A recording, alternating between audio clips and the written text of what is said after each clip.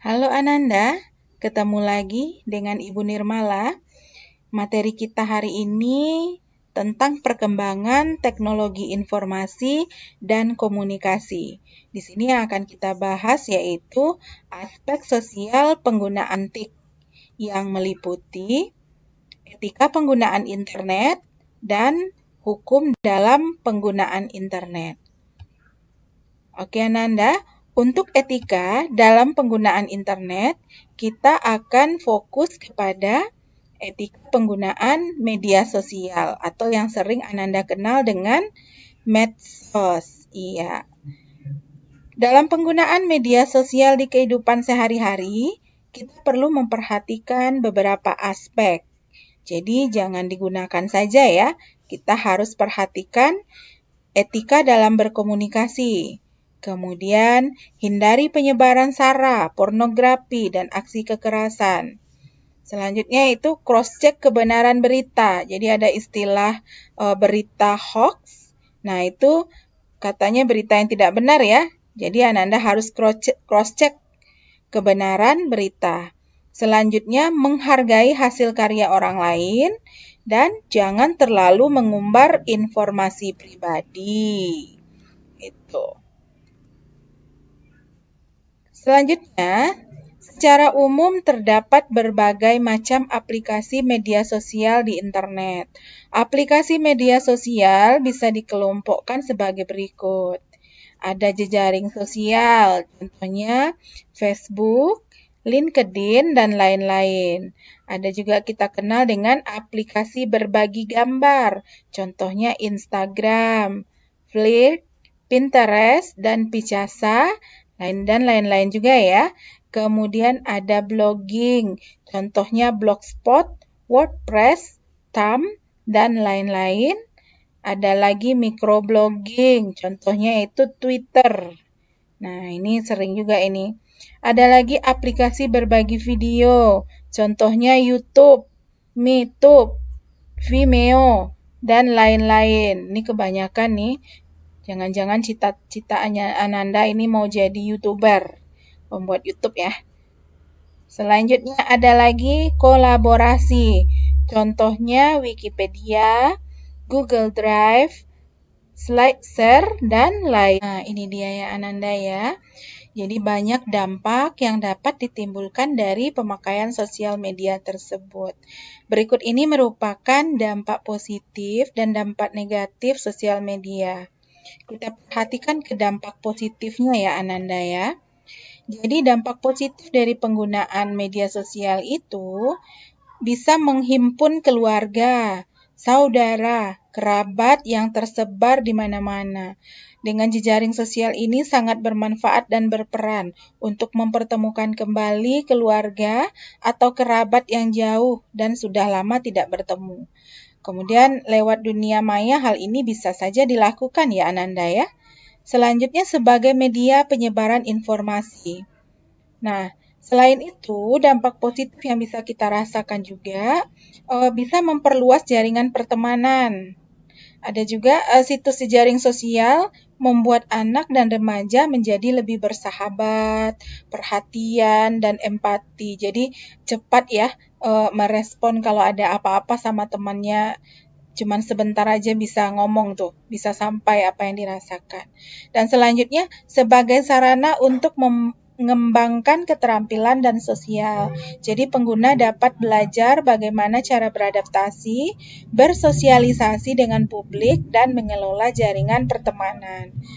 Selain itu, internet sebagai media komunikasi. Setiap pengguna internet dapat berkomunikasi dengan pengguna lainnya dari seluruh dunia. Juga bisa sebagai media pertukaran data. Dengan menggunakan jaringan situs-situs web, para pengguna internet di seluruh dunia dapat saling bertukar informasi dengan cepat dan mudah. Dan juga yang kita rasakan sebagai media promosi dalam bisnis. Nah, ini yang paling booming ini Ananda, yang suka belanja online. Nah, hal ini memungkinkan para pengusaha kecil dapat mempromosikan produk dan jasanya tanpa mengeluarkan banyak biaya, bisa memperluas jaringan pertemanan. Itu dia dampak positif ya. Nah, sekarang kita lihat lagi dampak negatifnya Ananda. Jadi, dengan penggunaan medsos atau media sosial, dampak negatifnya itu susah bersosialisasi dengan orang sekitar. Jadi itu ya yang dirasakan karena sibuk sama Android-nya. Jadi karena sibuk sama HP-nya, jadi tidak lagi ingat untuk bersosialisasi dengan orang-orang sekitar. Hanya fokus sama diri sendiri aja. Kemudian sosial media akan membuat seseorang lebih mementingkan diri sendiri. Nah, hampir sama ya. Jadi mementingkan diri sendiri. Sibuk sama HP. Jadi nggak ingat lagi ya sama orang sekitarnya karena memikirkan diri sendiri. Kemudian dampak negatifnya juga tertinggal dan terlupanya bahasa formal. Jadi gini, biar enak ngomongnya sama teman pakai bahasa non baku atau non formal. Sehingga kadang-kadang bahasa Indonesia atau bahasa formal itu ya jadi tidak digunakan. Nah, juga bisa mengurangi kinerja. Iyalah ya, karena sibuk sama HP. Jadi agak malas untuk mengerjakan aktivitas yang lain. Berkurangnya privasi pribadi karena apa-apa diekspos gitu ya, karena apa-apa diupload sehingga kita tidak punya lagi privasi, tidak punya lagi rahasia pribadi. Sudah terlanjur tahu gitu orang-orangnya. Dan juga ada kejahatan dunia maya. Ini paling sering kita lihat ini di berita ya. Dan pornografi. Nah, ini juga harus dihindari Ananda. Jadi, situs-situs seperti ini memang sulit untuk dibatasi ya. Jadi, harus hati-hati sekali. Itu dia ya Ananda ya. Dari aspek sosial tadi, yang kita bahas adalah etika penggunaan internetnya. Selanjutnya kita akan lanjutkan dengan hukum dalam penggunaan internet. Nah, hukum dalam penggunaan internet itu ada Undang-Undang Informasi dan Transaksi Elektronik atau kita sebut juga dengan Undang-Undang ITE. Apa saja isi dari Undang-Undang ITE itu? Di pasal 27 ada norma primer yang mengatur tentang larangan mendistribusikan, mentransmisikan, membuat dapat diaksesnya informasi elektronik dan atau dokumen elektronik bermuatan asusila pada ayat pertama, kemudian mengatur perjudian di ayat kedua, pencemaran nama baik di ayat ketiga, pemerasan atau pengancaman di ayat keempat. Nah, selanjutnya di pasal 28 ya, itu ada tentang berita bohong kepada konsumen, diatur pada ayat 1, kemudian terkait suku, agama, ras, dan antar golongan, SARA, itu ada pada ayat 2. Di pasal 30 sendiri, mengakses sistem elektronik milik orang lain. Nah, ini yang diatur oleh pasal 30 ya Ananda ya. Dengan cara apapun, itu ada di ayat 1, mengakses dan mengambil di ayat 2, menerobos di ayat 3. Selanjutnya di pasal 31 mengatur tentang melakukan intersepsi atau penyadapan.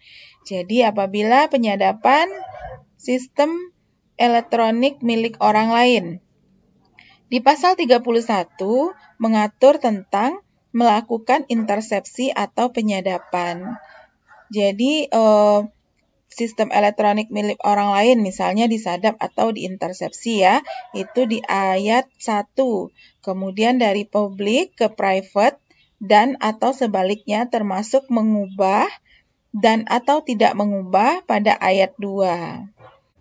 Oke Ananda, di pasal 32 itu ada larangan perubahan informasi elektronik dan atau dokumen elektronik.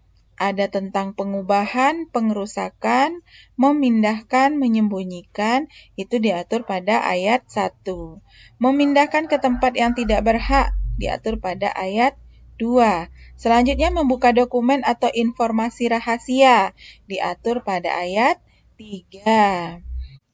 Ya Ananda, Kita lanjutkan dengan pasal 33, itu tentang mengganggu sistem elektronik. Jadi, untuk pasal 33 dilarang ya. Kalau ada yang mengganggu sistem elektronik, pasal ini yang akan mengaturnya. Selanjutnya di pasal 34 tentang larangan atau memfasilitasi. Yang seperti apa aja. Jadi, kalau perangkat keras atau perangkat lunak untuk memfasilitasi pelanggaran pasal 27 sampai dengan pasal 33, nah itu juga ada larangannya di pasal 34. Kemudian, sandi lewat komputer, kode akses atau sejenisnya untuk memfasilitasi pelanggaran pasal 27 sampai dengan pasal 33. Di pasal 35 mengatur tentang pemalsuan dokumen elektronik dengan cara manipulasi, penciptaan, perubahan, penghilangan, dan pengrusakan.